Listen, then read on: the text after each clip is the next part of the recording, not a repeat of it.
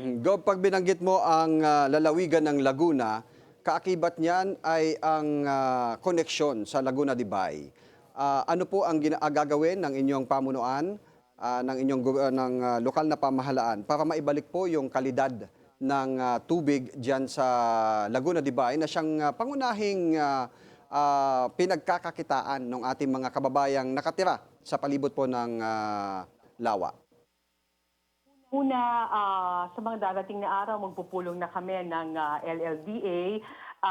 Ipipresenta sa atin ano ba ang mga problema at kung paano ito pwedeng solusyonan. Kasi nagiging isang problema rin natin ito dahil madalas kapag bumabagyo, malakas ang ulan, ay lumalampas doon sa tolerable, kumbaga, na dami ng tubig at ito ay umaapaw. At may mga proyekto na rin kami siyempre para sa ating mga kababayan na ihahanda para sa mga ang kabuhayan nga ay dito sa pangingisda. Kaya ilan din to sa mga inaayos namin dahil tingin ko isa rin kailangan solusyonan itong Laguna de Bay natin, ano?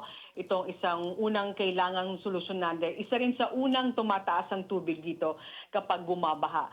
So lahat ng ahensyang ito, organisasyon ay pupulungin namin para importante kasi Dexter ipakita nila sa akin ang problema at kung paano dahan-dahan namin ito Mhm. masusolusyonan.